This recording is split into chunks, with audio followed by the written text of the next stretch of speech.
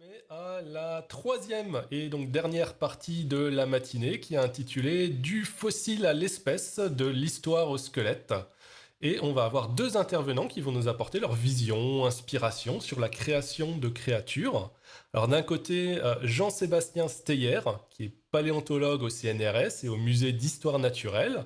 Donc Jean-Sébastien est spécialiste de l'évolution de la faune préhistorique et il est notamment connu pour ses découvertes dans l'époque du Permien et du Trias africain, donc environ entre moins 300 et moins 200 millions d'années, ainsi que pour ses ouvrages sur la paléontologie et les sciences dans la science-fiction et à ses heures perdues. Donc il invente des créatures, comme par exemple dans l'ouvrage Exquise planète et demain, les animaux du futur. Et puis, de l'autre côté, on a Émile Morel, qui est directeur créatif sur le jeu Beyond Good Evil 2 dans le studio d'Ubisoft Montpellier, et il travaille notamment depuis plusieurs années sur la création de l'univers unique imaginé pour cet ambitieux space opéra, et sur les personnages et les histoires qui vont le peupler. Alors, il conçoit des jeux vidéo depuis plus de 15 ans, et il a notamment participé à la création de jeux comme Alone in the Dark. C'était un jeu qui me faisait très peur quand j'étais jeune. Mais aussi les aventures de Tintin, Le secret de la licorne et Rayman Legend. Ça me faisait moins peur. Alors moi, personnellement, en tant qu'ancien enfant passionné des animaux préhistoriques et des space opéra, alors je suis hyper heureux de pouvoir écouter ces deux intervenants. Et donc, pour animer la discussion, je vais laisser la place cette fois-ci à Catherine Roland. Et je rappelle, pour ceux qui n'étaient pas là les jours précédents ou avant, que Catherine, c'est notre chef de projet sur la chaire Sciences et Jeux vidéo. Et c'est aussi une préparatrice hors pair pour le bon déroulé de ce colloque. Merci beaucoup, Damien. C'est trop d'honneur. Justement, quand on a imaginé le programme de cette deuxième édition du colloque, ça nous a semblé être assez intéressant de croiser le regard de deux créateurs de créatures donc de laisser échanger des gens qui viennent de deux univers différents. Donc, croiser le regard d'un scientifique qui s'efforce à faire réapparaître des créatures qui ont existé et d'un artiste capable d'imaginer de nouveaux spécimens qui soient crédibles pour un joueur de jeux vidéo. Donc, on va découvrir ensemble ils ont des méthodes communes, des méthodologies communes, des réflexions communes. Et peut-être qu'on peut commencer avec toi, Jean-Sébastien, du fossile à l'espèce. Est-ce que tu peux nous raconter, en tant que paléontologue, quel est ton travail et sur quoi tu as pu justement travailler? Oui, bonjour à tous. Donc, je suis paléontologue au CNRS et affecté au Muséum d'histoire naturelle à Paris. Et donc, un de mon buts, en fait, en tant que paléontologue, c'est de reconstruire effectivement j'ai envie de dire, fragments de squelettes que l'on trouve un peu partout dans le monde en fonction de nos spécialités, en fonction de nos groupes. Et ce sont souvent des fragments, hein. Quand on regarde des fictions comme Jurassic Park, par exemple, on a une vision en fait un peu idyllique du métier de paléontologue avec des squelettes quasi complets qui affleurent en subsurface, enfin à très faible profondeur. Souvent, je ne sais pas si, ouais, au niveau partage d'écran, c'est bon. On est parfait.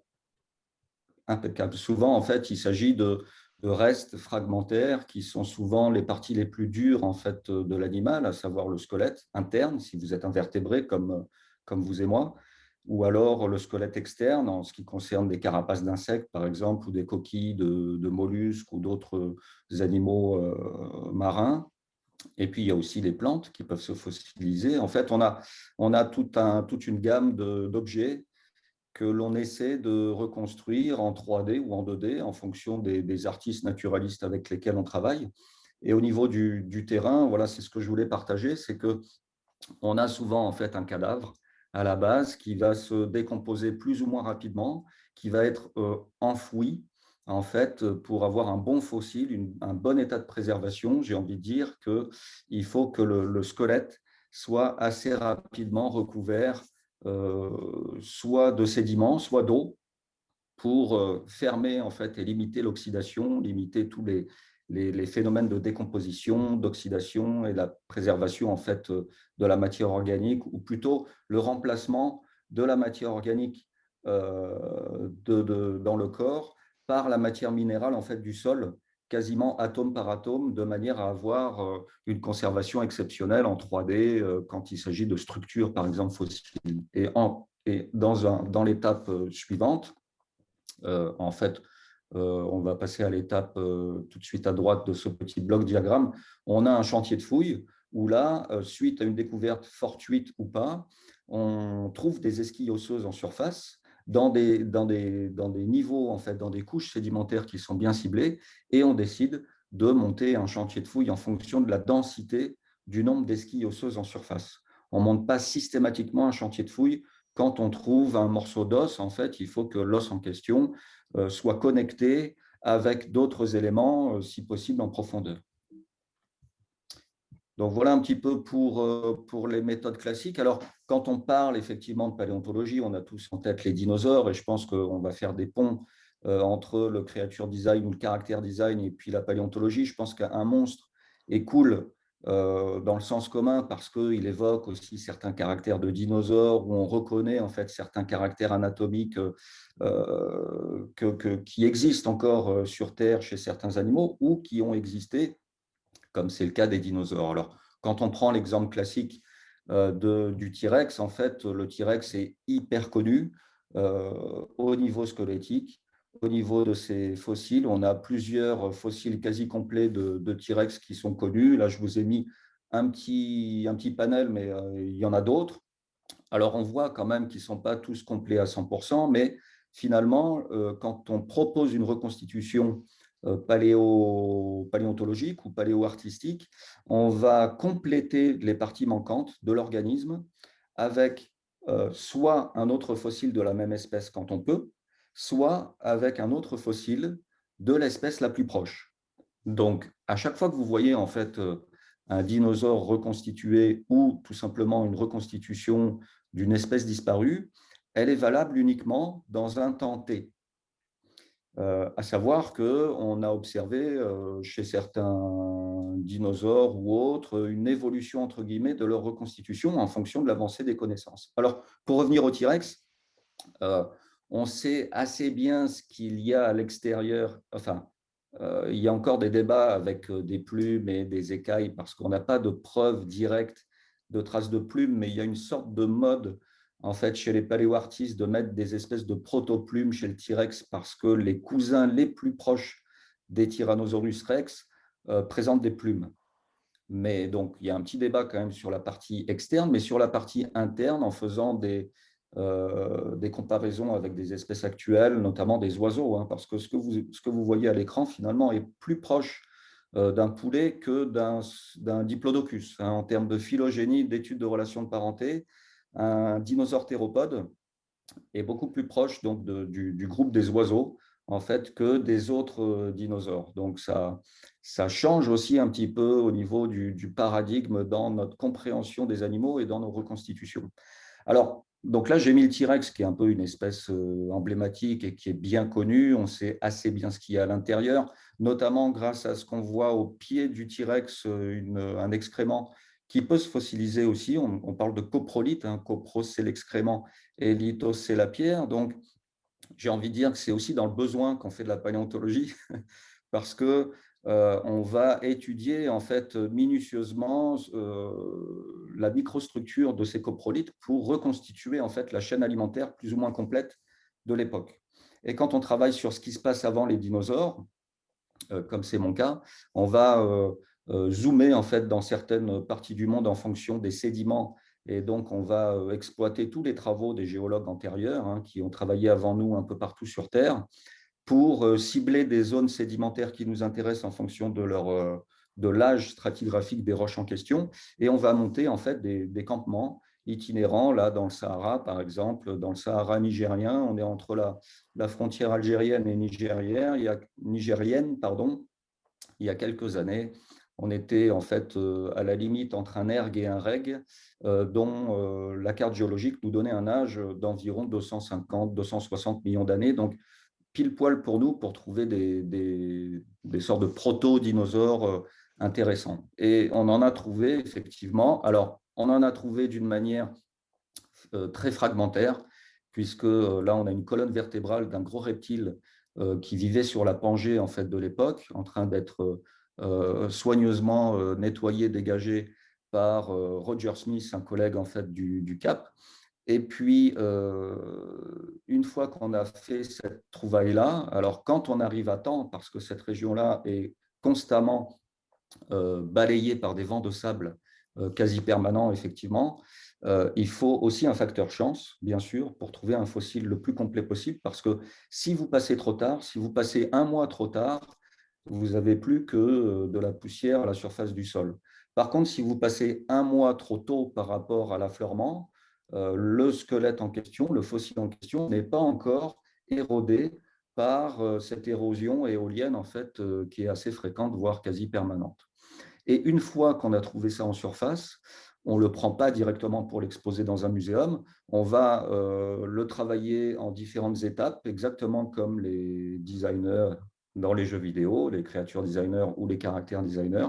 On va déjà essayer de faire une sorte de cocon en plâtre pour le transport, et puis ensuite, arriver au laboratoire, il y a un travail très minutieux en fait, de dégagement des fossiles, de scan éventuellement aussi, 3D, et de reconstitution d'abord osseuse en 3D, et ensuite on rajoute les couches un petit peu comme des calques sur différents types de logiciels, encore une fois artistiques, des calques en 3D qui vont, en fonction de la présence ou pas des apophyses osseuses, c'est-à-dire des excroissances osseuses que vous avez en surface du squelette, en fonction de la forme de ces excroissances-là, on va en déduire en fait le volume des tendons et donc le volume aussi de la masse musculaire. Donc, euh, en différentes étapes, on est capable de reconstruire au moins la silhouette en fait, de l'animal.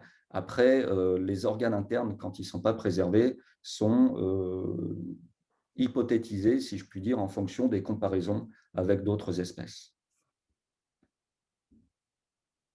Tu nous as parlé, Jean-Sébastien, justement de paléo-artiste. Est-ce que tu peux nous dire comment se fait cet aller-retour pour la création, la recréation d'espèces qui ont existé, mais peut-être aussi pour la création d'autres espèces un peu plus imaginaires? Oui, je me suis amusé avec un artiste naturaliste, Marc Boulet, à imaginer en fait, alors plus dans mon cas pour la partie diffusion des connaissances que pour la partie recherche fondamentale, mais Marc Boulet m'a contacté en fait il y a environ 15-20 ans parce qu'il commençait à développer un univers fictif sur une biodiversité dans 10 millions d'années sans hommes en fait. Et il m'a demandé si je pouvais travailler avec lui. Donc on s'est amusé à deux à imaginer en fait des espèces du futur, alors, futur improbable ou pas, en tout cas, en ce qui concerne l'évolution des espèces, on a tellement de paramètres entre le brassage génétique qui va générer en fait des nouvelles formes de vie, la sélection naturelle, la disponibilité ou pas de nourriture, la compétition avec les prédateurs ou d'autres herbivores pour le même écosystème. Et puis même si tout se passe bien dans le meilleur des mondes, vous vous prenez une météorite sur la tronche et là, les cartes sont complètement rebattues. Donc, en fait, on ne peut pas prédire, on ne peut pas modéliser l'évolution des espèces. On peut modéliser une petite population de bactéries, par exemple, dans un milieu très paramétré, en faisant justement varier les paramètres et en observant des mutations ou l'apparition de génotypes en fait, nouveaux. Mais ça, c'est valable pour une petite population d'une seule espèce à l'échelle d'un environnement qui correspond à un tube à essai, en fait. Donc, à l'échelle de la planète, du nombre d'espèces actuelles et puis du côté stochastique, en fait, aléatoire, si vous voulez, de l'évolution des espèces, on peut pas la prédire.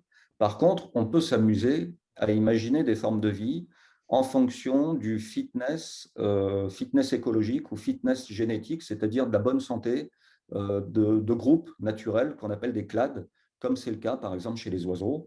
Vous avez plusieurs centaines, voire quelques milliers d'espèces qui sont connues aujourd'hui. Les oiseaux se portent très bien au niveau du fitness génétique quand ils ne sont pas trop enquiquinés par les humains, bien sûr. On les trouve sur tous les continents. Ils occupent en fait différents positions de chaînes écotrophiques. On a des oiseaux qui sont granivores, bien sûr. On a des oiseaux brouteurs d'algues. On a des oiseaux piscivores. On a des oiseaux, etc., etc. Donc, on a pas mal, en fait, j'ai envie de dire déliré sur les oiseaux, mais pas que. On a traité aussi d'autres groupes comme les mollusques. Et on a proposé du coup une sorte de faune et de flore imaginaire. Hein. On s'assume dans ce qu'on appelle la biologie spéculative, qui est une branche de la science-fiction et qui me permet, en fait, moi, de mieux parler de processus évolutifs, de mieux aussi poser des questions sur cette absence d'hommes, d'espèces humaines, en tout cas sur Terre dans 10 millions d'années. Donc, ça a fait partie, en fait, de mes travaux de diffusion des connaissances essentiellement. Et donc, tu parlais d'aller-retour, en fait. Hein. Donc, tu fais des hypothèses, les artistes avec lesquels tu travailles réagissent là-dessus, c'est ça? En rajoutant des couches et Oui, font c'est des... ça. On travaille dans le cas d'une paléo-reconstitution, hein, dans le cas d'une reconstitution paléontologique, en fait. J'envoie toutes mes photos et mes dessins anatomiques à l'artiste en question, que ce soit Marc Boulet ou d'autres collègues. Hein. Et ensuite, eux vont essayer déjà de projeter en fait la vision vivante de l'animal qu'on n'a pas forcément nous paléontologues parce qu'on est très formaté pour publier des planches anatomiques, donc on a plus une vision entre guillemets chirurgicale en fait de l'espèce en question, et travailler avec des artistes nous apporte vraiment cette vision, j'ai envie de dire, vivante qu'on n'a pas forcément. Ils nous envoient dans un premier temps en fait un crowbar, tout simplement, un sketch, une proposition en fait de reconstitution, et en deux, trois ping-pong, enfin en plusieurs ping-pong, en plusieurs itérations en fonction des questions que l'on se pose ensemble, on affine en fait la forme en question et on se met d'accord sur la forme entre guillemets finale, mais qui n'est pas, comme je l'ai dit tout à l'heure, vraiment finale, parce que même si c'est une science historique qui a l'air toujours assez poussiéreuse, la paléontologie, on est dans une science en perpétuelle évolution, qui traite d'évolution des espèces, mais qui est aussi en perpétuelle évolution. Et donc, une reconstitution aujourd'hui sera peut-être partiellement fausse demain. Donc, c'est aussi en même temps une leçon de modestie. Et c'est vraiment intéressant de travailler avec des artistes parce que il m'est arrivé avec Alain Beneteau, qui est un autre artiste. Alors, il fait un peu plus de 2D que de 3D, mais il m'est arrivé avec lui de revoir ma copie en tant qu'anatomiste parce que ce que je lui avais envoyé ne collait pas. J'avais oublié en fait une petite partie manquante au niveau d'une région post-mandibulaire, et du coup lui bloqué sur la reconstitution du crâne. Donc il m'a appelé, il m'a dit écoute, il y a un truc qui va pas là dans les éléments osseux que tu m'as envoyés. Donc je suis allé revoir ma copie et effectivement grâce à lui, grâce à l'artiste, j'ai pu en fait affiner ma description anatomique. Et donc là, tu nous as montré à travers le livre qu'on voit encore en couverture que tu as fait ce travail aussi sur des créatures complètement imaginaires. Mais je crois aussi que tu es allé regarder des créatures imaginées par d'autres et qui font partie de notre culture geek. Est-ce que tu peux nous en parler un petit Oui, peu? je me suis aussi amusé avec un autre artiste, Arnaud Raphaëlian, et puis je laisse la parole après à Émile parce que je ne veux pas non plus tout monopoliser, mais on s'est amusé à utiliser, en fait, à l'inverse, finalement, on a fait le chemin inverse. Au lieu, à partir de squelettes, proposer des formes de vie, on l'espère, vivantes, on est parti de formes de vie vivantes imaginaires, hein, de la culture des mondes imaginaires, donc science-fiction, héroïque fantasy, fantastique, mythologique et autres. On a considéré en fait ces espèces imaginaires comme des énoncés finalement de sciences naturelles, de biologie, pour essayer d'expliquer en fait les différentes méthodes en anatomie comparée, en sciences de l'évolution. Donc, on a essayé de rendre par exemple Totoro plausible au regard des connaissances actuelles en physiologie. On a affaire à un animal apparemment assez mammiféroïde, enfin c'est un gros nounours avec une tête de hibou, avec des poils, avec des dents intéressantes. J'ai fait un arrêt sur image quand Totoro en fait bâille et qu'il est réveillé par la petite héroïne qui lui tombe dessus. En fait, j'ai fait un arrêt sur image et je me suis surpris à compter le nombre de dents et à identifier en fait la denture de l'animal pour essayer de le replacer dans un arbre phylogénétique de relations de parenté des mammifères. Et en même temps, je me suis posé des questions sur la physiologie de cet animal sympa parce qu'il vole dans les airs quasiment en s'aidant un peu de branche en branche sur le camphrier, qui est un petit peu son habitat particulier. Et donc, je l'ai imaginé avec Arnaud Raphaëlian, avec l'artiste, hein, toujours rempli de sacs aériens, comme c'est le cas déjà chez les oiseaux, comme c'est le cas aussi chez certains autres organismes volants. Je pense aux ptérosaures, par exemple, qui étaient des reptiles volants et qui évoluaient dans le ciel à l'époque des dinosaures. Donc, on n'est pas allé non plus chercher des choses hyper nouvelles en termes de physiologie. On a fait du copier-coller sur des stratégies adaptatives qui existent déjà ou qui ont existé au cours de l'évolution des espèces pour essayer de rendre plausibles en fait ces espèces imaginaires.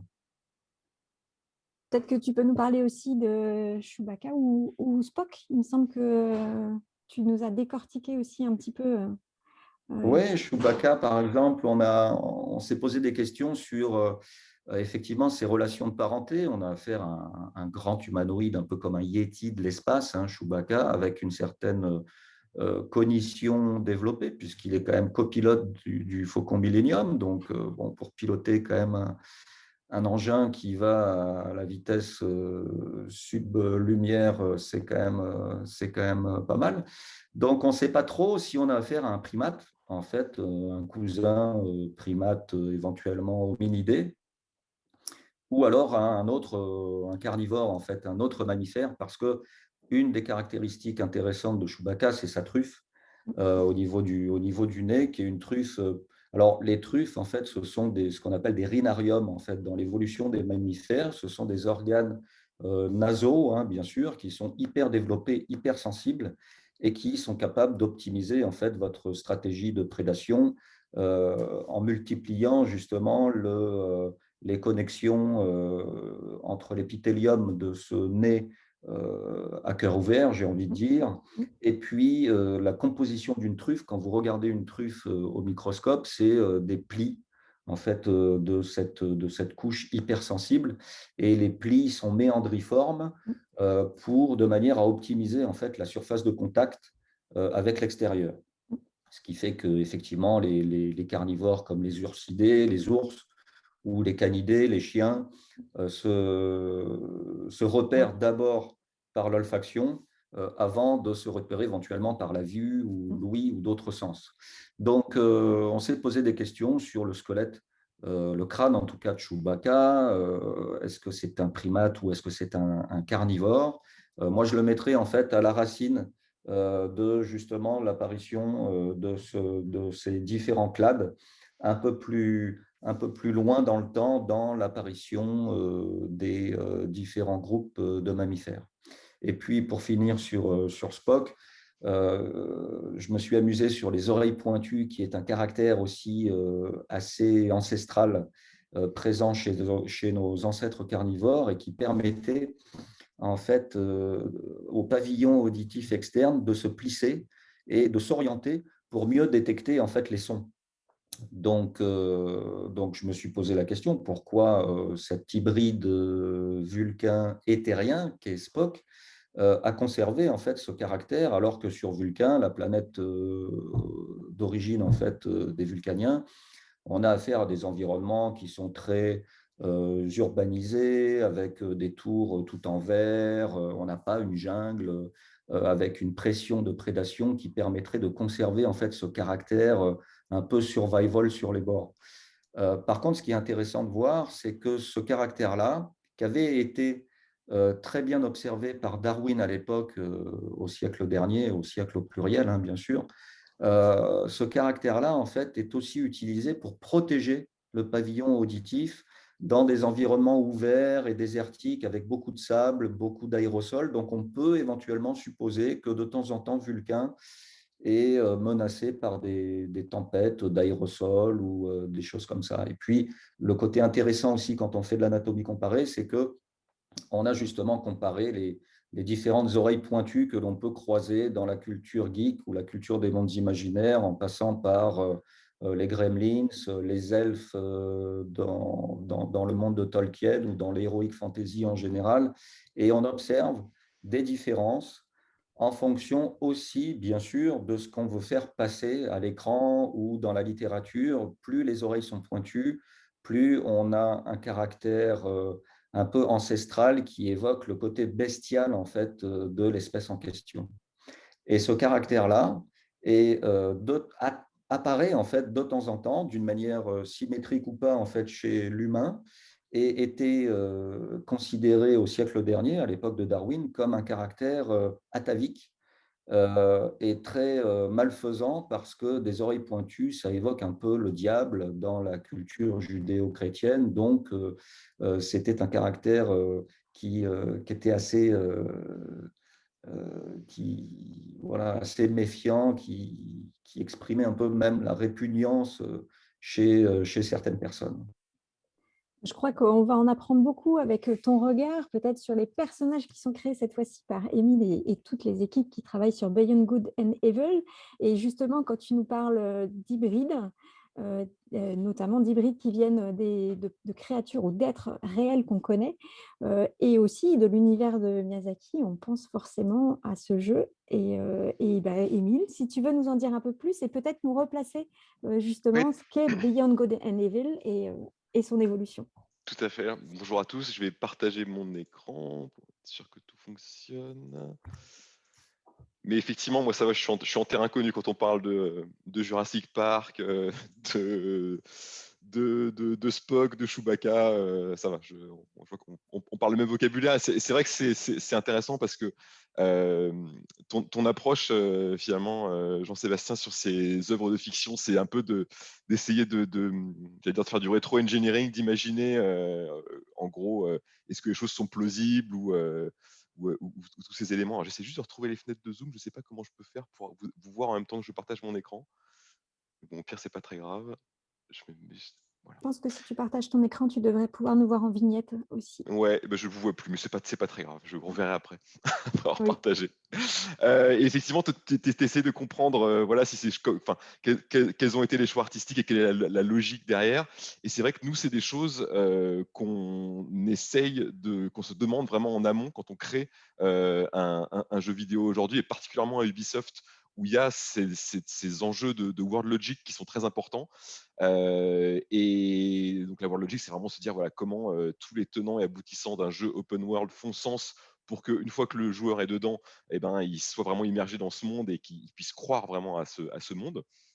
Et sur BGE2, donc je vais beaucoup dire BGE2, hein, qui est le raccourci pour Beyond Good and Evil 2, on a cette ambition donc de créer un monde de space opéra. Donc je vais en parler un peu après. On invente un système planétaire complètement imaginaire, et vraiment l'ambition qu'on s'est donnée dès le début et qui nous a été demandée d'ailleurs par les équipes d'Ubisoft en règle générale, c'était de s'assurer que notre monde imaginaire serait aussi crédible que le monde d'un Assassin's Creed par exemple, quand les équipes d'Assassin's Creed reprennent un pays à une époque connue, donc très documentée. Nous, l'idée, c'est qu'on veut, voilà, on veut presque fournir autant de documentation et d'éléments logiques pour ce monde imaginaire qu'on crée. Donc, ça nous demande évidemment beaucoup de réflexion, et chaque élément doit être pensé au regard de tout ce qu'on invente pour ce monde. Donc c'est vraiment, voilà, quand tu parlais de tout ça, je trouvais que ça faisait vraiment écho au travail qu'on peut faire, même si je pense qu'on ne va jamais aussi loin voilà, que toi, en tant que spécialiste, tu peux faire sur ce genre voilà, de créatures. Alors effectivement, je vais rappeler un tout petit peu ce qu'est BGE. Alors, donc Beyond Good and Evil, donc le premier jeu est sorti en 2003. Donc quand je voyais Totoro tout à l'heure, effectivement, ça rappelle beaucoup le premier jeu qui était très inspiré par l'univers de Miyazaki, donc qui était très cartoon. Pour celui-ci, vous allez voir qu'on a choisi quelque chose de beaucoup plus réaliste, un peu plus mature également, avec une direction artistique qui a vraiment changé. On va le voir dans les slides suivantes. Donc, je rappelle juste très rapidement ce qu'est Beyond Good and Evil 2. Déjà, c'est une préquelle du premier jeu, donc c'est pour ça que l'univers aussi est assez différent et les personnages ne sont pas tout à fait les mêmes. Et c'est un jeu où on va proposer aux joueurs de jouer un pirate de l'espace. C'est la fantaisie, comme on dit, qu'on propose aux joueurs, donc d'incarner son propre pirate de l'espace, donc un pirate de l'espace qui va créer lui-même au début, parce qu'on est dans un jeu de type RPG, donc on peut créer son propre personnage au début. Le jeu, comme je disais, se déroule galaxie lointaine, hein, pour reprendre un peu le texte d'intro de Star Wars. Voilà, une galaxie très très lointaine. On dit distante galaxie, mais c'est la même idée. Donc ça nous permet là aussi d'inventer de nouvelles choses, de s'affranchir de règles qu'on pourrait avoir dans notre système solaire et dans notre galaxie. Donc ça nous donne un peu plus de liberté créative. Et le jeu se déroule en 2395, une date qui semble assez éloignée, hein, d'aujourd'hui, et qui, pareil, nous permet d'inventer j'allais dire des breakthroughs technologiques, de vrais bons technologiques qui permettraient d'avoir des choses qu'on ne comprend pas forcément aujourd'hui, mais également une date qui n'est pas si éloignée que ça. Parce qu'on veut, et je vais souvent y revenir, on veut une science-fiction qui est très ancrée dans le réel.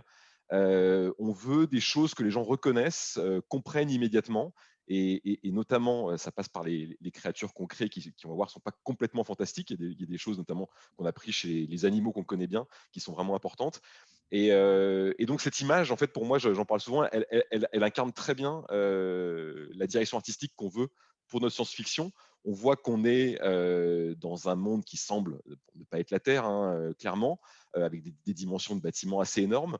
Et en même temps, on a cette statue de Ganesh, donc une divinité qui existe sur Terre, quelques architectures de bâtiments qui peuvent nous rappeler quand même des choses connues, un paysage pareil qui pourrait être le delta d'une rivière sur Terre, et en même temps, cette couche holographique au-dessus de la statue de Ganesh, ces espèces de formes en 3 dimensions qui nous montrent bien qu'on est dans un univers de science-fiction. Donc on essaie constamment dans BGE2 de trouver le bon équilibre entre ces 2 éléments pour à la fois faire rêver les gens et ne pas complètement les perdre, ne pas avoir à tout leur expliquer pour qu'ils soient quand même dans quelque chose de connu. Et voilà, et l'idée là, c'était de revoir juste le trailer qu'on avait sorti en 2017 rapidement, il dure quelques minutes. Notamment parce qu'on va y voir la création de 2 hybrides dont on va beaucoup parler après, qui sont les créatures très uniques du monde de BGE, qui sont donc les hybrides, c'est des créatures mi-humaines et mi-animales, où on imagine qu'on a pris le meilleur des 2 ADN pour créer ces nouveaux personnages. Donc on va voir notamment Nox, qui est ce singe hybride, qui parle aussi à un personnage qui est un hybride cochon qui s'appelle Zuyuzu.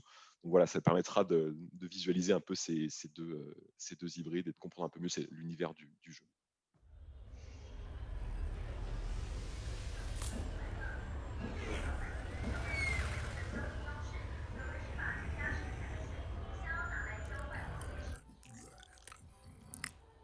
Where's your master? I don't deal with domesticated. Hey, the fuck? I ain't got no master, but I do have your little toy. Show me the idol.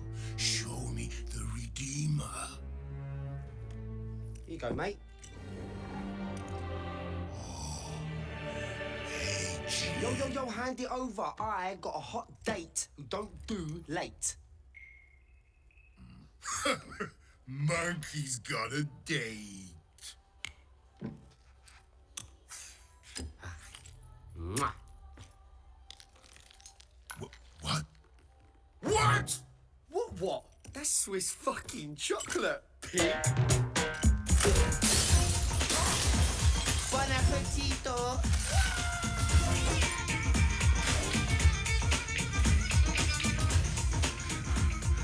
I want every fucking cop in this fucking city after that fucking bastard!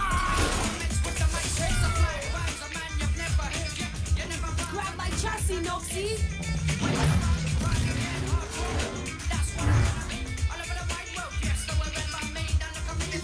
Easy, bro.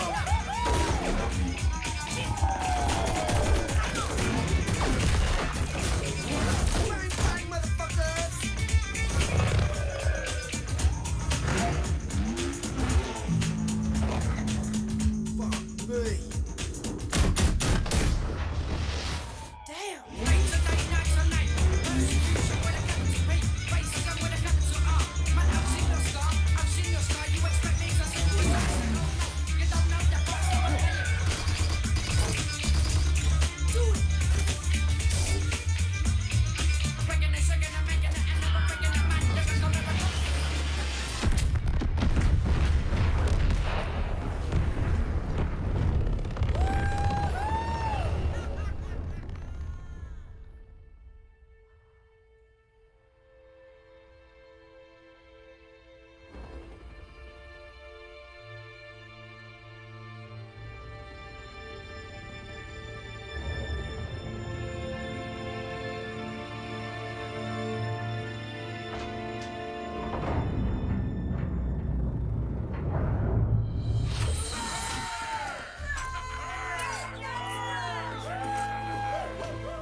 About bloody time. Let's see what we've got.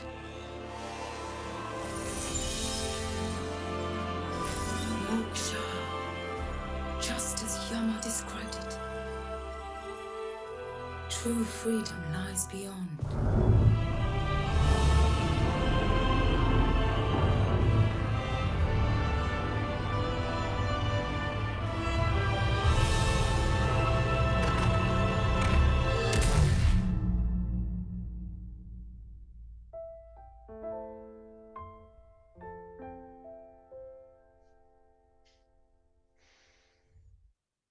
Donc voilà pour ce petit trailer.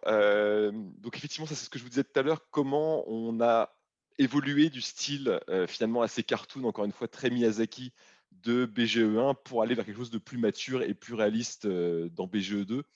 Donc on va voir quelques exemples de ça, notamment sur le personnage de Jade, qui était donc l'héroïne photo-reporter du premier jeu. On voit ce style voilà, très marqué, très cartoon, direction artistique très forte.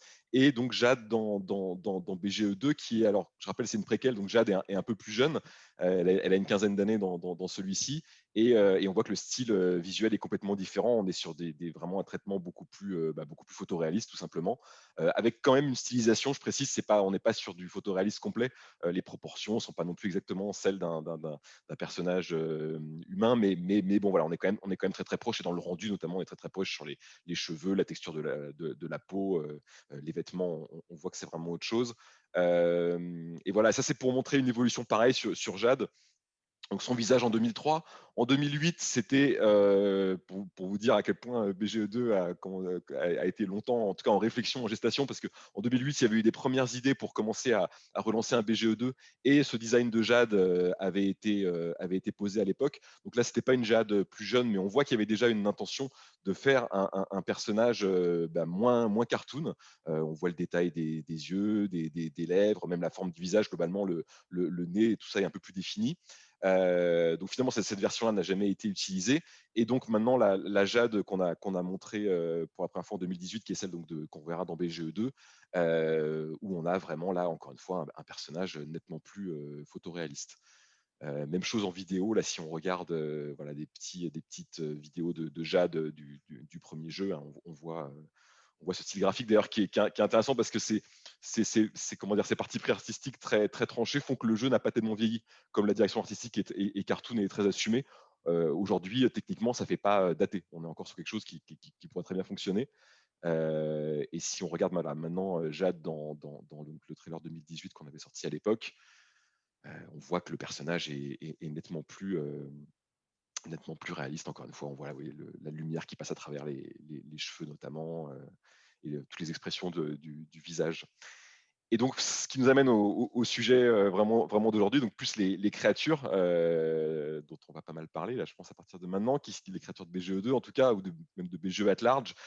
Là, on a un exemple donc de Mamago, qui était qu'on voit ici à gauche, hein, dans BGE1, avec ces esquisses qui avaient été faites à l'époque, qui était un peu le garagiste dans le jeu. Alors, ils étaient plusieurs rhinocéros comme ça, hybrides rhinocéros, d'influence jamaïcaine, ce qui leur donnait une personnalité assez atypique. Et donc, voilà, on avait ce design très cartoon pour le coup. Et voilà ce qu'on a aujourd'hui en concept art. On va voir aussi de la 3D après pour ce même Mamago, mais ce coup-ci dans BGE, donc dans un univers beaucoup plus réaliste. Et on voit que le challenge, c'est comment est-ce que des créatures qui voilà, dans un univers cartoon, c'est OK d'avoir un rhinocéros qui se tient debout et qui parle. Comment on arrive à rendre ça crédible, réaliste, dans un univers où tout est globalement, encore une fois, beaucoup plus crédible, photoréaliste. Et finalement, comment on justifie aussi l'existence des hybrides dans ce monde, parce que encore une fois, dans l'univers de BGE1, il y avait plein de créatures fantastiques, il y avait même des baleines volantes. Dans BGE2, on veut que les choses aient en tout cas une origine beaucoup plus claire. Et je ne sais pas si on aura le temps d'en parler, mais on a vraiment réfléchi à pourquoi les hybrides existent dans ce monde, pourquoi ils ont été créés même à l'époque sur Terre, comment ils sont arrivés dans le système 3. Donc tout ce travail-là, toutes ces questions-là, on se les est posées. Et donc, voilà, pareil, on pourra en reparler après un peu derrière, mais voilà la modélisation 3D qu'on a actuellement de Mamago. Donc là, sans les couleurs et toutes les textures, mais on voit cette modélisation très très détaillée pour un personnage, encore une fois, complètement fantastique. Si tu peux me permettre une Oui, interruption, est-ce bien que sûr. Jean-Sébastien, tu pourrais réagir justement à cette création de Mamago, donc hybride entre un rhinocéros et un être humain finalement? Je trouve ça super, vraiment bravo, parce que on est vraiment dans le cas d'un hybride humain-animal. Donc, je pense que c'est un exercice encore plus dur j'ai envie de dire, une simple reconstitution squelettique, paléontologique ou pas, parce que vous partez quand même de matériaux existants, hein, le rhinocéros d'une part, l'humain d'autre part, mais le mélange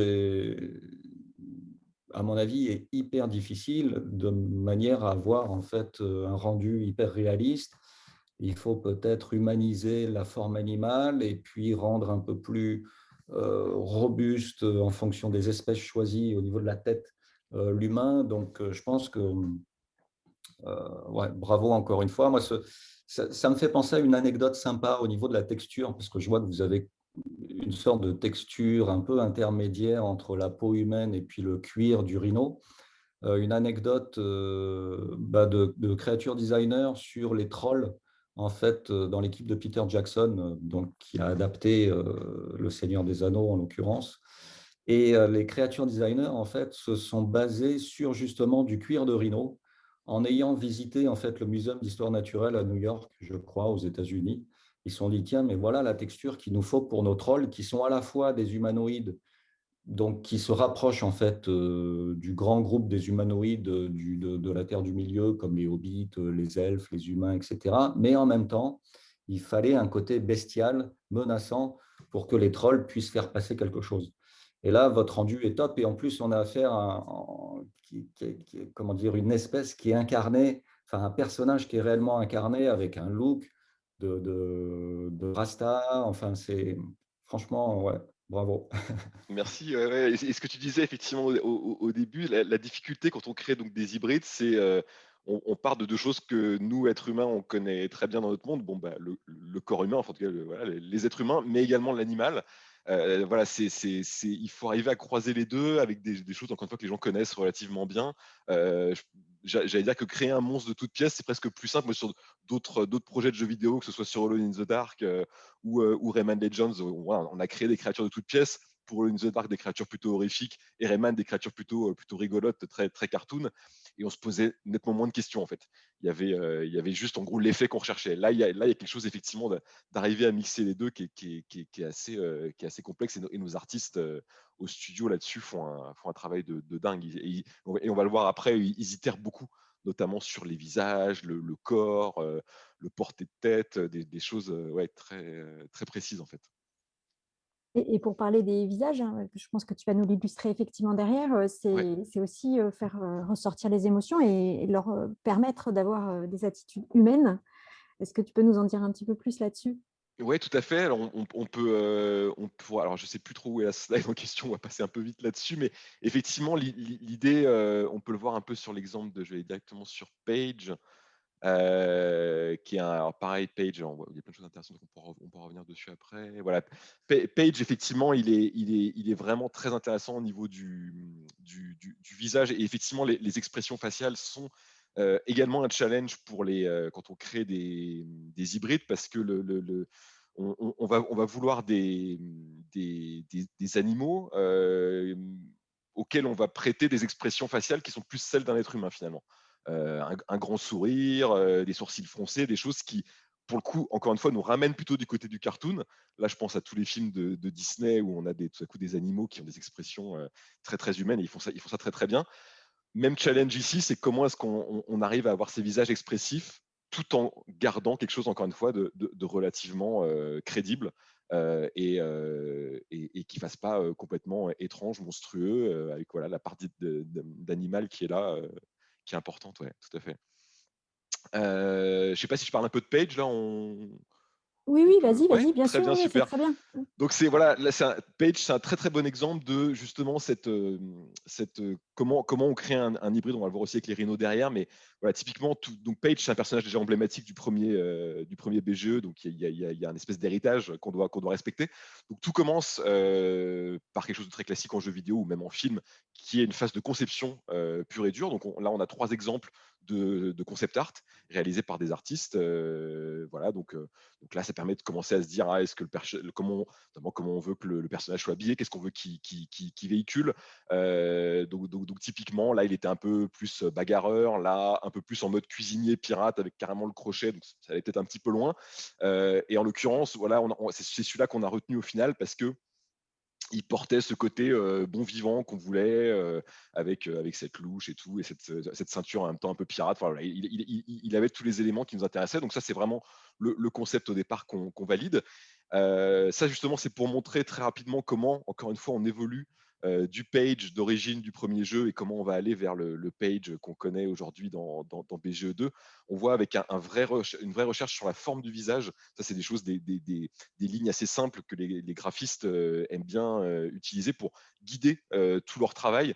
Donc on voit que la forme était très ronde dans le premier, encore une fois, très cartoon, très Miyazaki, et on évolue petit à petit vers des choses beaucoup plus angulaires, avec cette référence qu'ils ont utilisée d'un poids, parce que voilà, ça semblait être la bonne forme globale pour ce visage. Donc vous allez voir que c'est quelque chose qui garde en tête après dans toutes les phases d'itération. Donc là, vous voyez, on est toujours à l'état, enfin, au moment du sketch, hein, vraiment du dessin en 2D.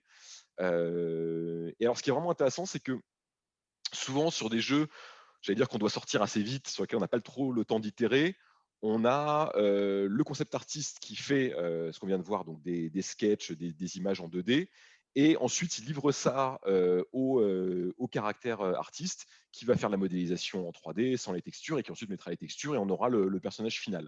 Et finalement, quand on n'a pas le temps, en tout cas, il n'y a pas ces échanges entre eux qui, vous allez le voir, nous, on estime sont très importants pour arriver justement au niveau de qualité souhaité sur un hybride, sur une créature imaginaire, pour encore une fois cette exigence, oui, de crédibilité du personnage. Et donc sur BGE2, où on a eu une phase de conception assez longue, on a pu faire vraiment un travail de back and forth, donc d'aller-retour entre concept artiste et caractère artiste. Et vous allez voir ce que ça donne dans les exemples juste après. Donc voilà, on repart de la 2D. L'artiste 3D livre un premier visuel que vous voyez là, qui est, vous allez voir, très très loin d'être définitif. Ça, c'est comme une première ébauche en 3D. Ça s'est fait très rapidement, hein. Nos artistes là-dessus, ils itèrent très très vite. Un artiste 2D reprend ce qu'on vient de voir et fait ce qu'on appelle un paint-over. Il va repeindre par-dessus cette image 3D pour corriger un peu des proportions. Alors là, il y a pas mal de détails, vous voyez, qui changent, hein, la forme du crâne, les oreilles, la longueur des défenses. Enfin, voilà, on pourrait vraiment jouer au jeu des 7 erreurs pour voir l'évolution. Ensuite, même chose, l'artiste 3D, à partir du paint-over, retravaille une modélisation. Même chose derrière, l'artiste 2D revient, refait un paint-over. Donc là, on en est déjà à la deuxième itération. Troisième itération, l'artiste 3D ramène encore un modèle. Encore une fois, en 2D, le paint-over est reproposé avec, vous voyez là, ces formes angulaires qu'on retrouve, qui rappellent le poids qu'on voyait tout à l'heure. C'est là que je vous dis que les artistes, quand ils ont comme ça un modèle en tête, ils s'efforcent de l'appliquer et de s'y tenir jusqu'au bout. Itération en 3D, c'est la quatrième, là en l'occurrence. Paintover, je crois, la quasiment finale sur la 3D. Donc là, on voit, hein, les yeux ont encore changé. Bon, c'est des petites choses, hein, mais ça a toujours son importance. Le goitre a augmenté aussi. Là, de nouveau une 3D qui, je pense, est quasiment la dernière. Voilà, là en gros, l'artiste 2D vient amener, vous voyez, des tout petits détails, la cicatrice, une asymétrie sur les oreilles pour, en fait, voilà, rendre le personnage un peu plus intéressant, avoir un peu plus de vécu. On imaginait que Page avait été blessé à un moment, donc il avait cet œil à moitié fermé qui peut jamais complètement s'ouvrir et cette petite cicatrice dessus. Et voilà. Et là, pareil, l'artiste 2D va proposer des couleurs. C'est lui là qui propose vraiment la teinte de peau. On voit aussi la couleur des sourcils qui arrive, hein. L'idée que Page est plutôt jeune, donc il a ses sourcils un peu blancs, des petits poils de barbe blancs. Et voilà. Et ça, c'est la 3D finale faite à partir de ça. Et là, on considère que le personnage est fini, en tout cas pour une première itération. Il y a toujours moyen d'amener des détails. Et ça nous amène à ce premier rendu ZBrush, le modèle sheet 3D du personnage. Et je termine sur la modélisation. Pareil, je crois qu'il y a une petite vidéo qui va se lancer. Voilà. Et en regardant tout ça, Jean-Sébastien, est-ce que tu reconnais justement ce processus que tu décrivais tout à l'heure d'aller-retour avec les artistes?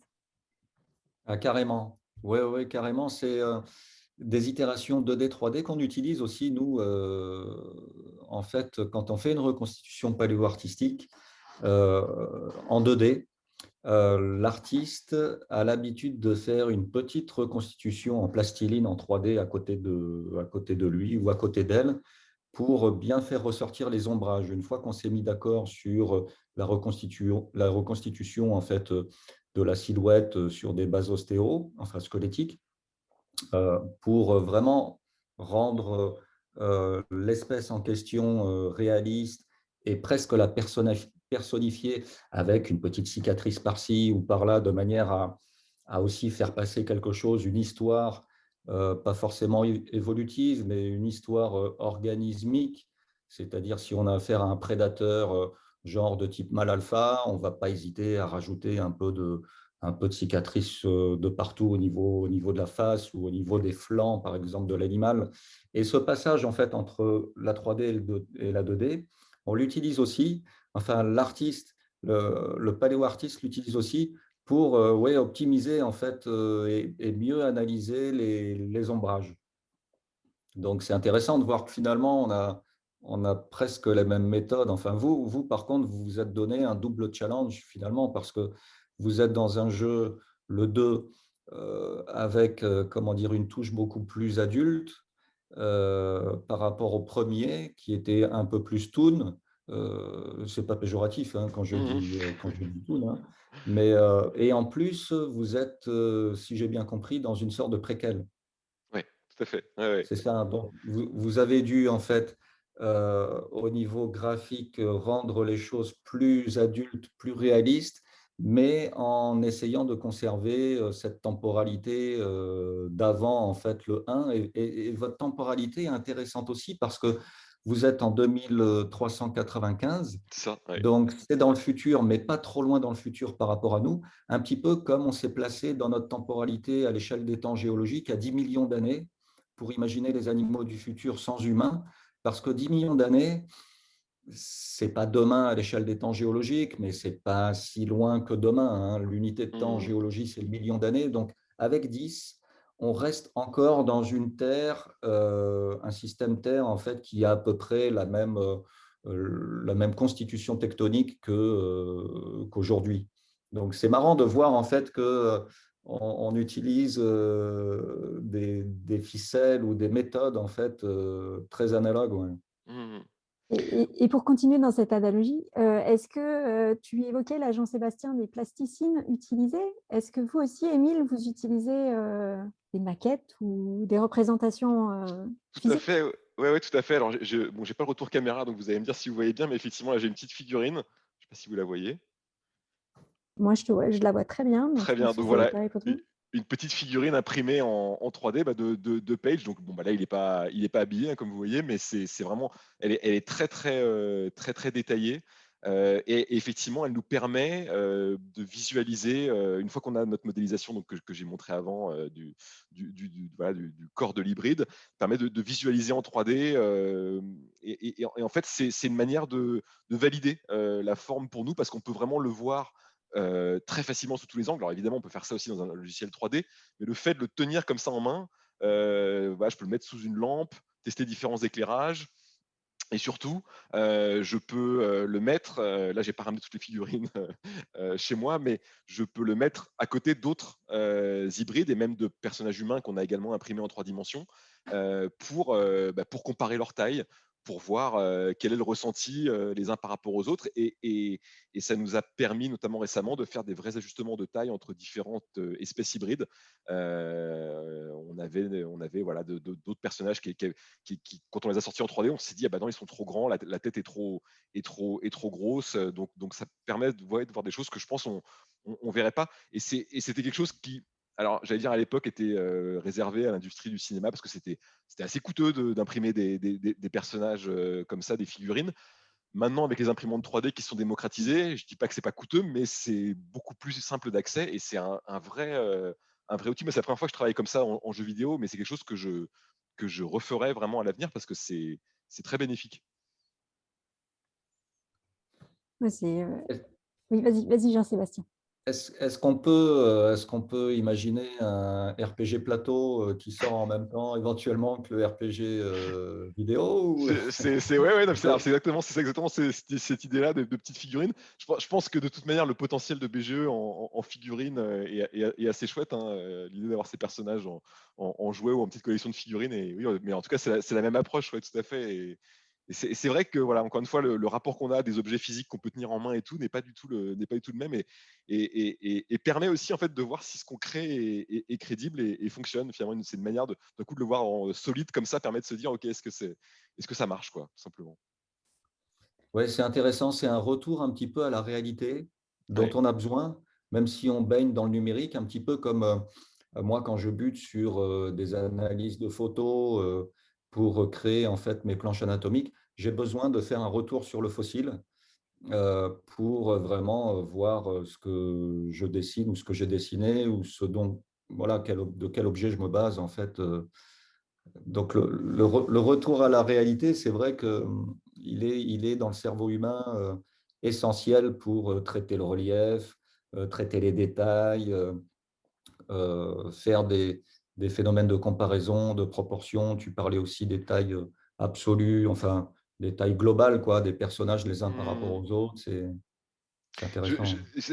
Ça me met une question là, vraiment pour toi. Je me disais, parce que bon, moi j'ai grandi avec Jurassic Park, hein, j'ai vu ça quand j'étais ado et tout, ça m'a mis tout à coup des images en tête que j'avais jamais vues.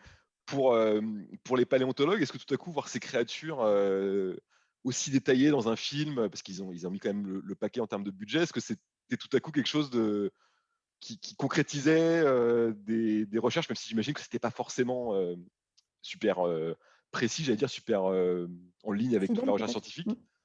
Ah si, carrément, oui, oui, ça a D'accord, été une ouais. grosse baffe pour les paléontologues, surtout le premier, le JP1, le premier Ouais. Jurassic Park. On va laisser de côté un petit peu les Jurassic World qui reviennent sur des reconstitutions un peu à l'ancienne, Ouais. mais c'est assumé aussi dans le deuxième, je crois, Jurassic World, ou dans le premier, je ne sais plus, parce qu'à un moment, un personnage dit, on a reconstitué les dinosaures tels que les gens Ah oui, voulaient les d'accord. voir, Mm. pas tels qu'ils étaient. Mais entre le JP1 et le JP3, en fait, il y a un collègue nord-américain, Jack Horner, qui est dans le Montana, qui a travaillé avec Spielberg, qui a été en fait le conseiller scientifique de D'accord. Spielberg. Ouais. Et on voit, ce qui est intéressant, qu'il y a une évolution des connaissances scientifiques entre le 1 et le 3, parce qu'ils ont rajouté, par exemple, des plumes au raptor. D'accord.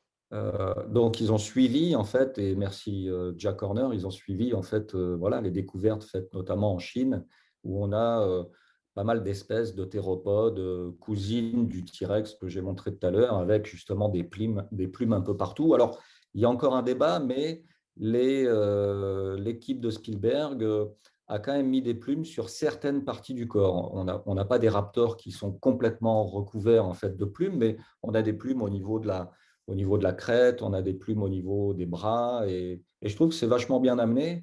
Et le premier Jurassic Park, oui, ça a été effectivement une grosse claque monumentale, même dans le petit monde de la paléontologie internationale, parce qu'on voyait enfin des dinosaures en 3D d'une manière un peu hollywoodienne. Et même s'il y avait déjà à l'époque quelques documentaires, Ouais. pas forcément BBC ou Discovery, mais il y avait déjà quelques prods 3D effectués. Ça restait très anecdotique et c'était pas magnifié avec des superbes paysages. Et voilà, Jurassic Hmm. Park, ça reste quand même, pour terminer sur Jurassic Park, un pilier en fait dans l'imaginaire paléontologique et scientifique, parce que c'est une adaptation de Conan Doyle.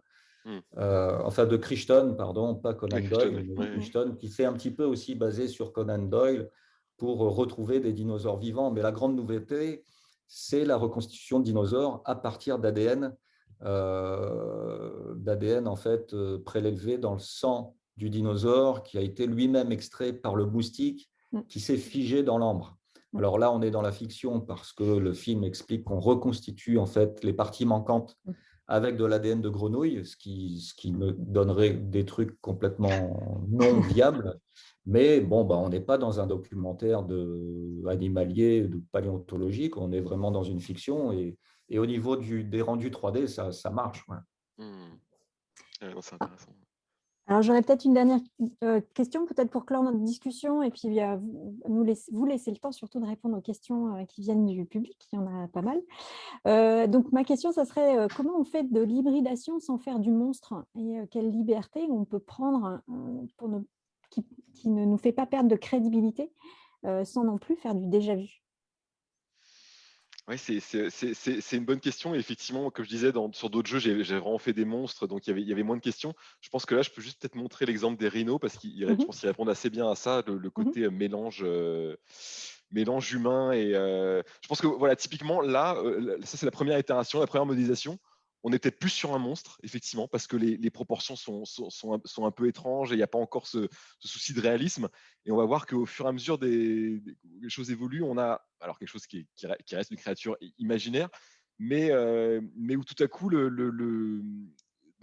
voilà, que ce soit les plis de la peau, la texture encore une fois, on revient à la texture de la peau, les espèces voilà, de sabots, la musculature, toutes ces choses-là nous donnent une créature qui parce que bon, pour moi, voilà, monstre, c'est quelque chose de l'imaginaire. En tout cas, c'est la définition que je m'en fais.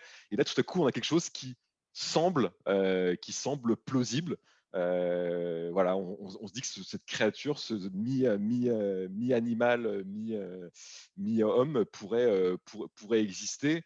Sachant que voilà, nous, dans nos recherches, on tombe sur plein de choses des fois différentes et on se plante. Il y a des moments où pour certaines espèces hybrides, on a simplement mis une tête animale sur un corps humain et on voyait que là, tout à coup, bah non, on était sur quelque chose effectivement qui était moins crédible et peut-être plus monstrueux. Donc, je pense qu'il y a ça, il y a ce souci, encore une fois, de réalisme, ces études anatomiques qui sont importantes. On parlait aussi des textures de peau, on l'a vu rapidement là, sur ce petit mood board, voilà, prendre plein de références d'animaux existants.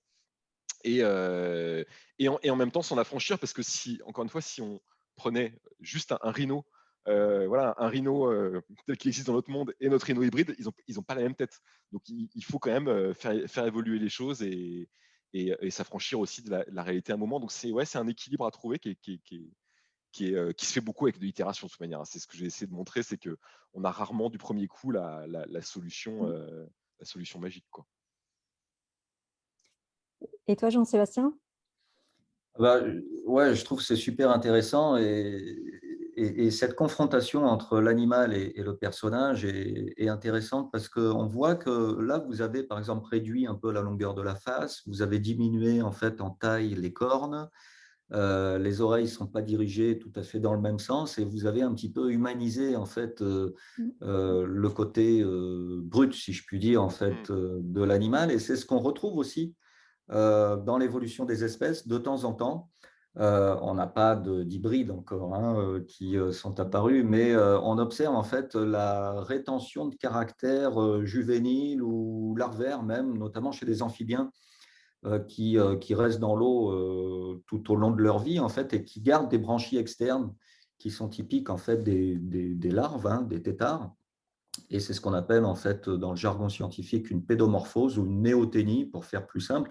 Et là, c'est pour humaniser en fait votre rhinocéros, enfin votre perso à base de rhino, vous avez néoténisé quelque part en fait le rhino animal. Et franchement, c'est vraiment bien réussi et c'était encore une fois un challenge parce que l'hybridation en créature design est plus dure, comme tu l'as bien dit, Émile d'ailleurs, que la création libre.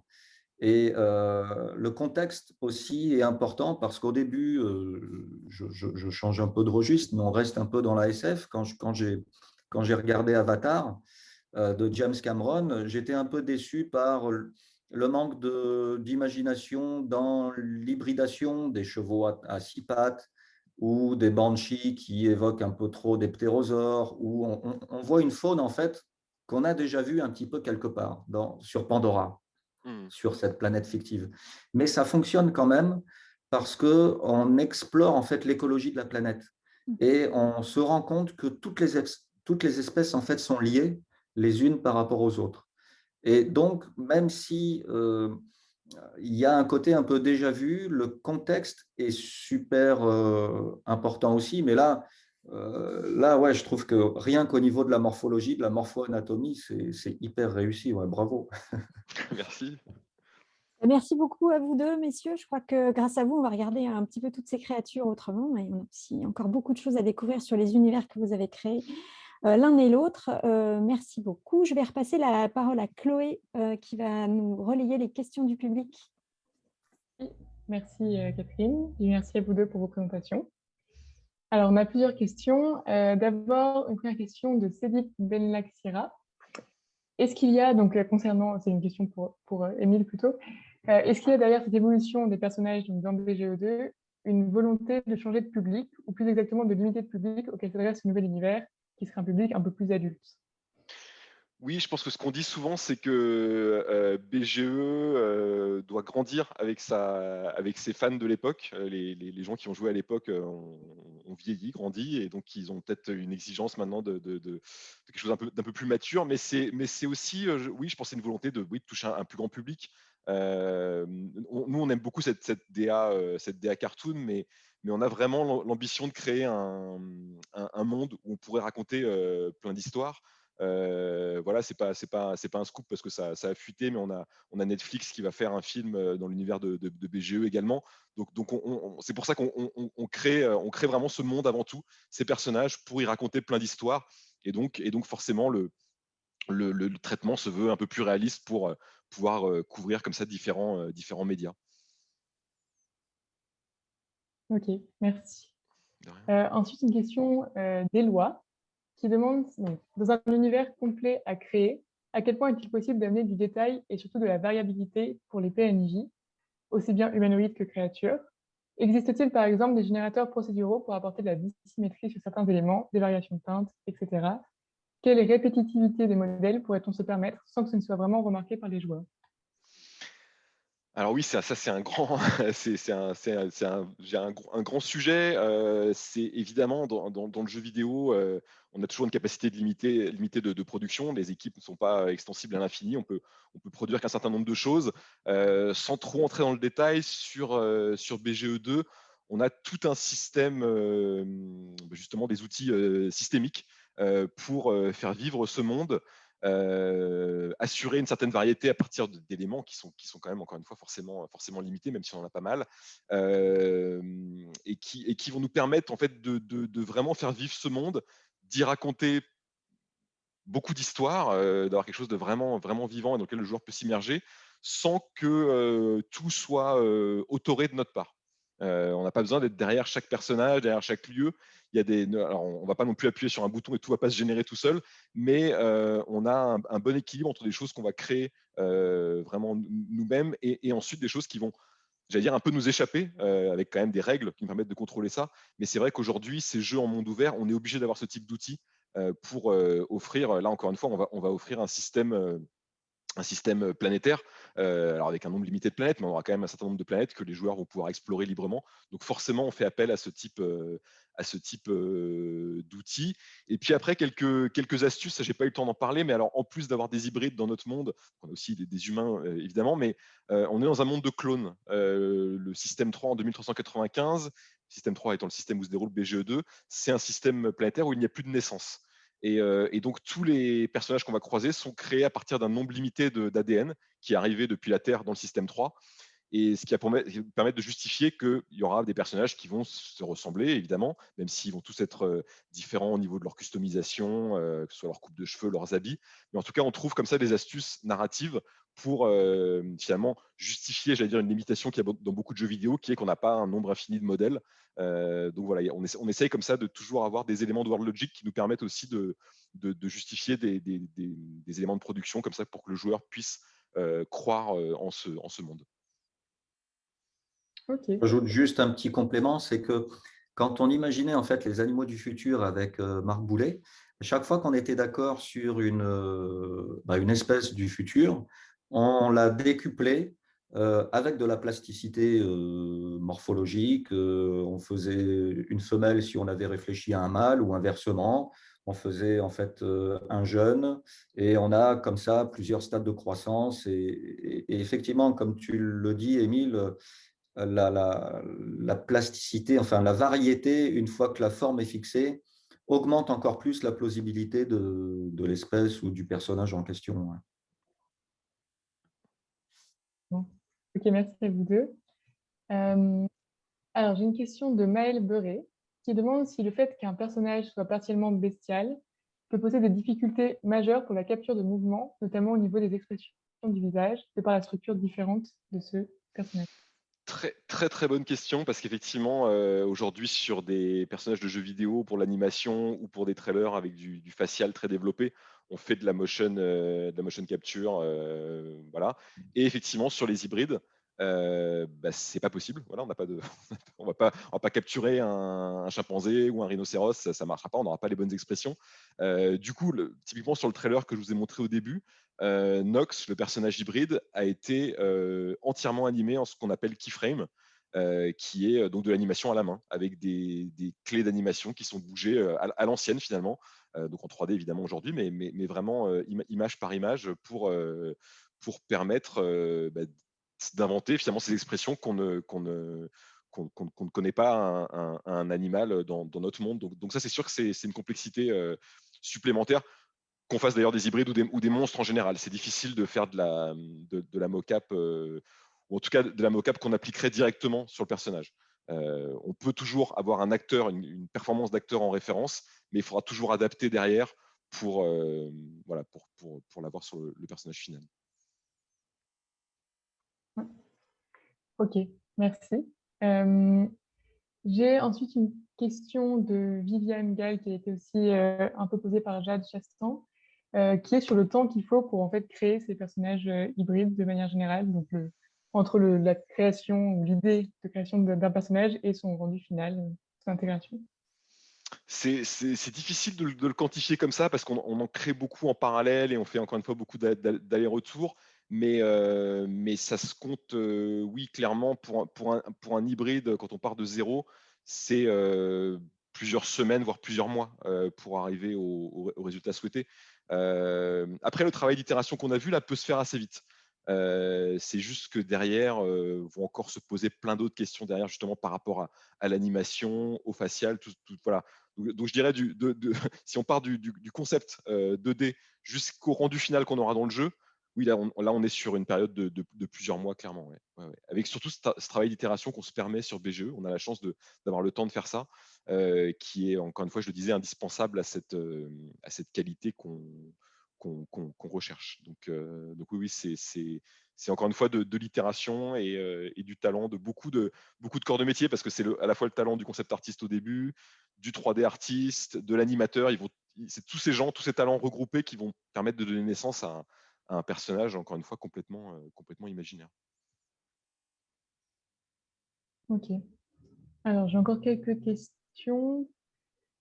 Une question d'une personne anonyme qui demande si vous avez, donc tous les deux, aussi exploré des hybrides entre des espèces plus différentes entre elles que deux mammifères, par exemple humain plus insecte, humain plus poisson, etc.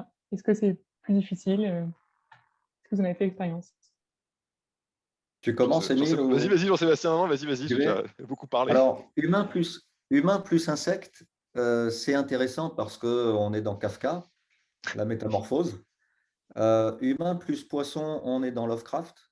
avec ces espèces d'hommes-poissons visqueux qui sont des sortes de divinités, des habitants glauques sur Innsmouth dans sa littérature horrifique et fantastique. Donc ça a déjà été pensé en fait en littérature, hein, mais en termes de creature design, là, j'ai rien qui me vient à l'esprit directement, mais c'est intéressant de prendre effectivement des parties de groupes très différents et puis d'essayer d'assembler tout ça. On retrouve quand même la notion d'insectoïde assez fréquente dans la science-fiction. Je pense aussi au premier petit film de Méliès, où on voit en fait une fusée qui part sur la Lune et là, les protagonistes en fait rencontrent des habitants de la Lune qu'on appelait à l'époque les Sélénites, qui ont des faciès un peu d'insectes avec des carapaces, avec des excroissances qu'on imagine chitineuses. Et on retrouve aussi un petit peu ces insectoïdes dans le fameux District 9, où là, alors, insectoïde ou crustacéoïde, parce qu'on ne sait pas trop si c'est de l'insecte ou de la crevette. Mais en tout cas, ce qui est intéressant, c'est que la vision d'un hybride, en fait, renvoie à notre vision à nous, hein, le terme de monstre, même si ce n'est pas ce qu'on veut obtenir. Monstrum, c'est montrer, c'était en fait montrer l'autre tel qu'il est dans son altérité pour faire réfléchir à la nature même des hommes, hein. Il y a toujours des messages, comment dire, humanistes ou politiques, en fait, qui sont passés quand on crée des êtres comme ça. Et je pense que les insectes et les poissons, même si ce sont des groupes très différents des mammifères, peuvent faire passer pas mal de choses. Ouais, nous, sur BGE, on a fait des tests parfois assez extrêmes. Je crois que le plus extrême qu'on a fait, c'était un escargot, un hybride escargot, et ça nous faisait beaucoup rire, mais ça marchait pas du tout, et ça allait être trop compliqué par la suite. Et puis il y avait quelque chose dans le visage de l'escargot qui a rien d'humain finalement, donc c'était vraiment compliqué à pousser beaucoup plus loin. Pour ce qui est des poissons, ça je peux peut-être repartager mon écran parce qu'on n'a pas eu le temps de le montrer, mais effectivement, on a un requin qui est vraiment voilà, qui pose plein de questions, qui est très intéressant, mais qui nous pose encore aujourd'hui voilà, des problématiques assez précises, notamment sur la position des yeux, les yeux sur le côté évidemment du requin. En tout cas, on voit que là, il y a des possibilités. Il y a des choses en tout cas vraiment, vraiment intéressantes. Et dans le premier BGE, il y avait des requins, donc c'est pareil, c'est très important dans cet univers. Mais c'est tout de suite plus compliqué qu'un chimpanzé, qu'un cochon, même qu'un rhino.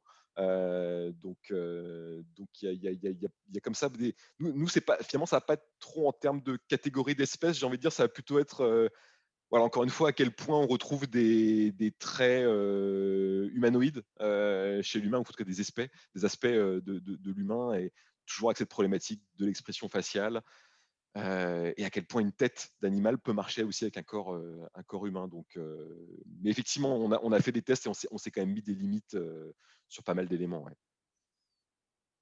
Parce que le simple fait que le requin ait des bras, là, ça dérange plus qu'un rhinocéros, par exemple, qui aurait des pattes. Ouais, Ce genre de c'est ça, choses. c'est moins naturel, tout à fait. Ouais, ouais, ouais. Ok, merci. Je peux te poser encore quelques petites questions. Alors, une personne anonyme encore qui demande si pour... bon, du coup, je suis désolée, c'est peut-être encore plutôt pour Rémi. Est-ce que pour l'animation, vous allez utiliser des algorithmes génétiques d'apprentissage de la marche ou autres algorithmes plus récents pour avoir un rendu hyper réaliste? Dites oui, s'il vous plaît.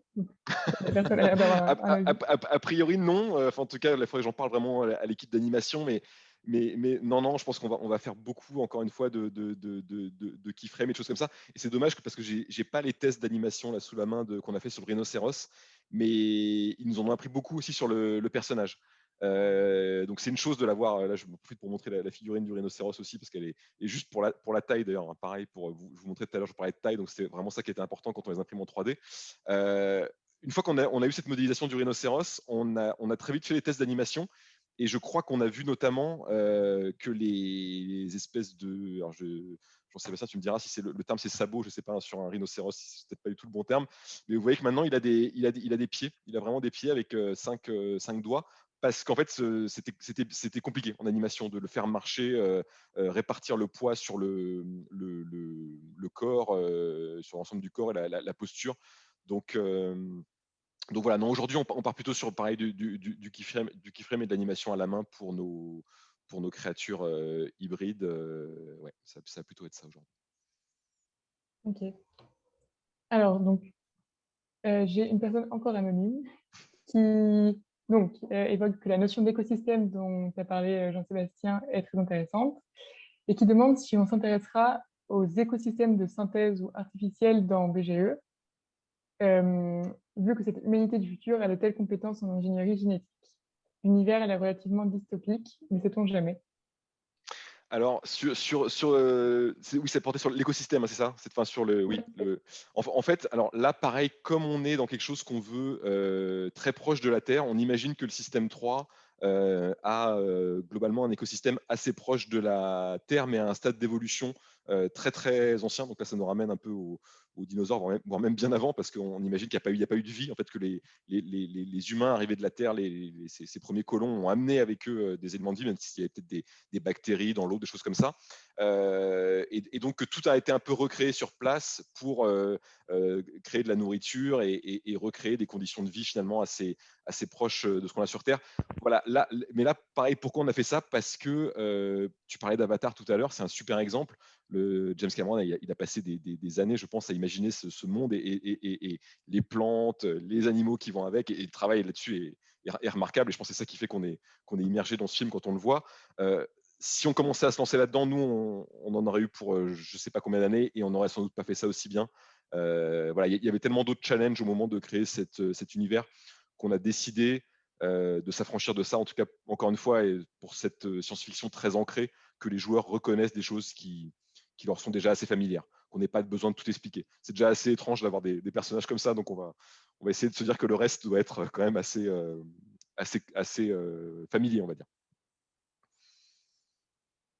Ok, bon, j'ai une dernière question de Raphaël, donc, qui est ici dans l'organisation avec moi, qui demande donc à Jean-Sébastien à quand un hybride avec un stégocéphale, tétrapode ancien dont Jean-Sébastien a le secret dans BGE2. Donc, c'est une question à vous deux. J'avoue Ah ne pas ben savoir ce que voilà. c'est qu'un stégocéphale. Alors, un stégocéphale, c'est une sorte de salamandre géante avec une tronche de crocodile. Ce sont en fait les premiers tétrapodes, c'est-à-dire les premiers vertébrés qui commencent à sortir de l'eau et qui donneront naissance plus tard, hein, on est à peu près à moins 300 millions d'années, aux reptiles, dont les dinosaures. Donc, on est dans des temps qu'on appelle, nous, assez profonds, avec des formes de vie assez originales qui n'existent plus, malheureusement pour moi, à l'heure actuelle. Malheureusement ou bien heureusement, parce que sinon je serais peut-être au chômage technique, je ne sais pas.